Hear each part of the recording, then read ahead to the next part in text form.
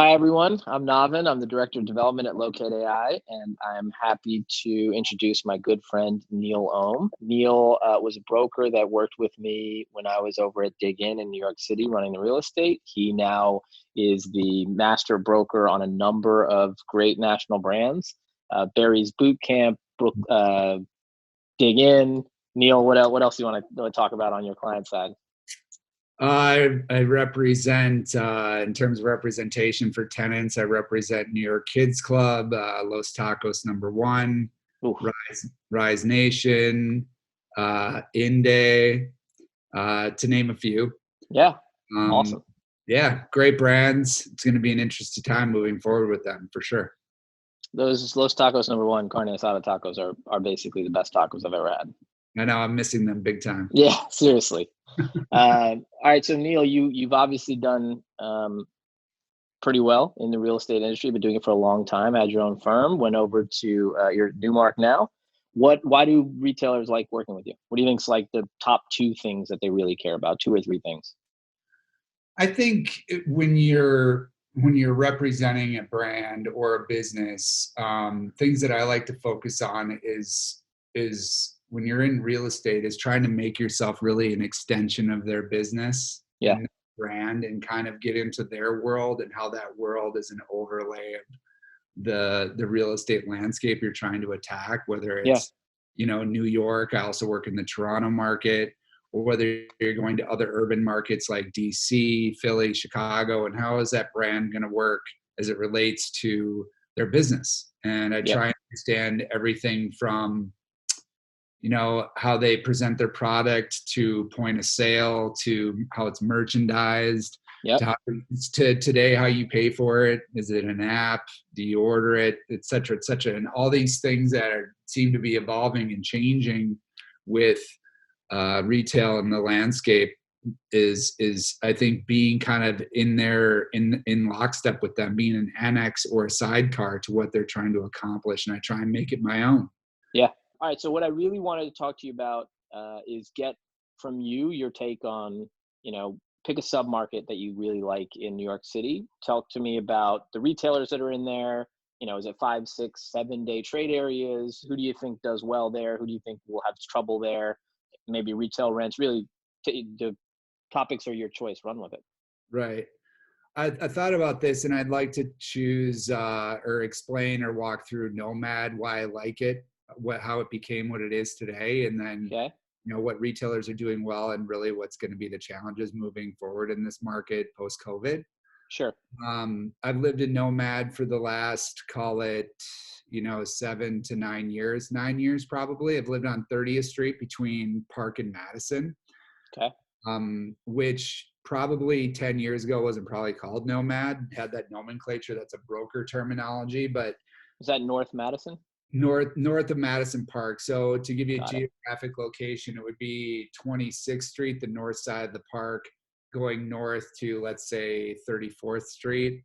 Got it. And to be gratuitous, say east over to Park and west over to Avenue of the Americas. Okay. And so 10 years ago, that area, first things first, it really changed everything.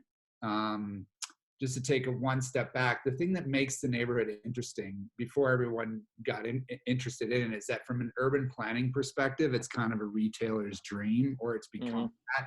So you have Park Avenue, Madison Avenue, Fifth Avenue, and then Broadway diagonally cutting through Fifth Avenue over to Avenue of the Americas, which a lot of people don't know is one of the widest avenue stretches in Manhattan.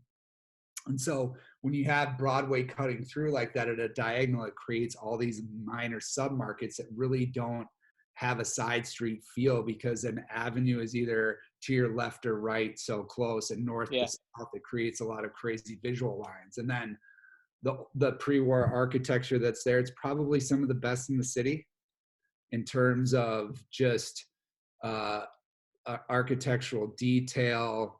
Legal light and air is very thought through there. And Hmm.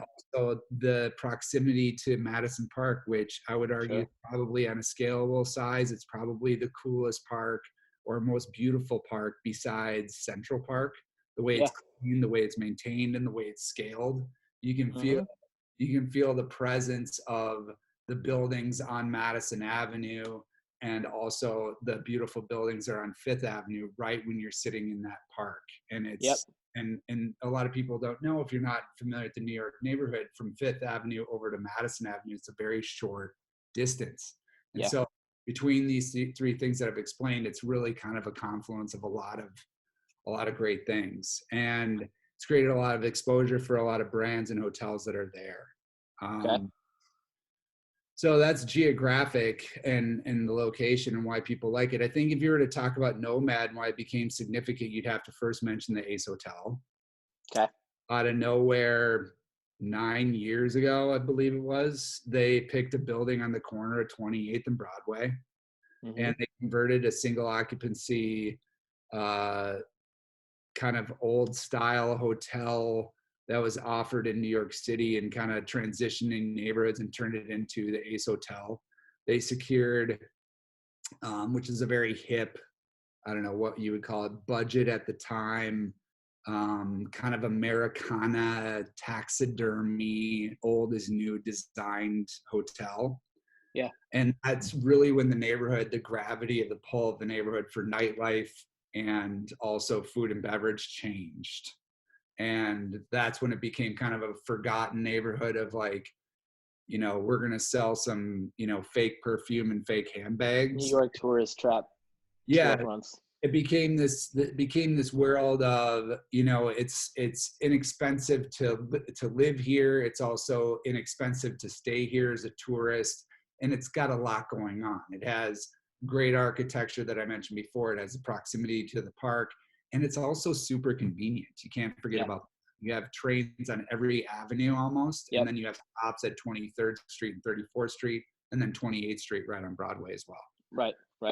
So I think after that, really what kind of changed it from a food and beverage perspective is a brand that's doing very well now, that's done really well over the last decade, Sweetgreen, opened a location on 27th and Broadway.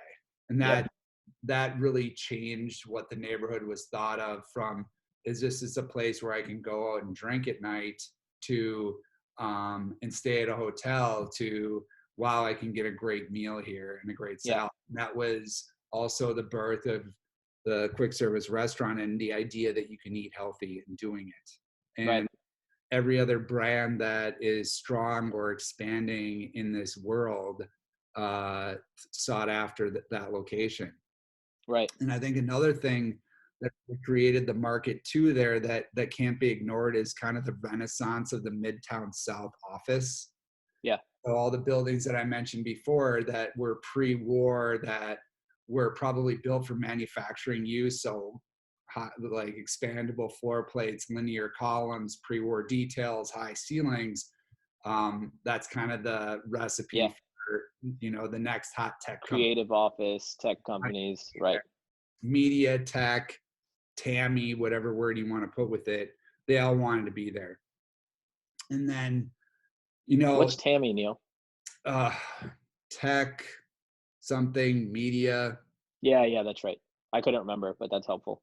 I can't remember, but it's okay. It's a buzzword. I like it. Yeah. So with all those things, and there was already an immense office density to begin there also. So you can't forget about on Madison over to Park, on 23rd going north. It's one of the densest office markets in Midtown South. So NoMad went from a place where you could think about living and think about dining and eating to a 24/7 neighborhood. And families started to move in. Every investment bank wanted to be there now, and major tenants started taking office space. Credit Suisse, the list could go on and on. Sony orders, dig in. And from just a quick service restaurant perspective, we were talking about that use class in retail. It's one of the most successful trades for all of the top quick service restaurants in the city. Yeah, that's great, man. All right. Oh, sorry. Didn't mean to cut you off. No, go ahead.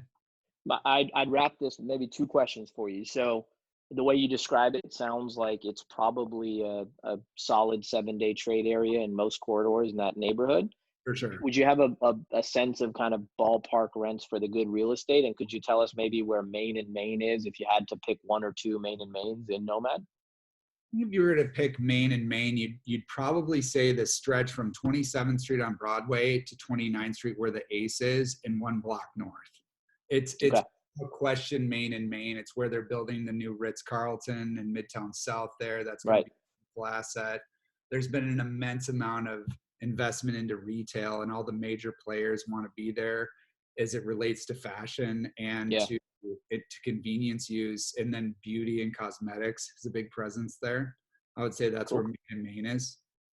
And rents wise, not top tier Manhattan, where do you think it fall? I mean, obviously coronavirus is probably going to change some of this, but where do you think the rent was prior to that? Prior to that, you're looking at paying probably on the Avenue North of $200 a foot for Hmm. probably another 25 or 30%, depending upon the size. Got it. And if you're on a side street, you're not going to see that much of a discount if you're on one of the prime food streets. When I say that, 28th Street, 29th Street, 27th Street, and then when Hmm. I say that on the east side of Broadway over to Fifth Avenue, Yep. immense amount of traffic, strong performance from those users. Yep. Probably see something in the ratio of $150 to $175 for those deals. Got it. But Cool. post COVID, it's going to be a whole new world. Yeah. Yep. I think that's great. Neil, I really appreciate your time. Stay safe up there in Toronto, and I will hopefully see you in New York soon here once these travel limitations are lifted. Hopefully everyone stays healthy until then. You too. Looking forward to it, Navin. Thank you. Thanks, buddy. Appreciate it.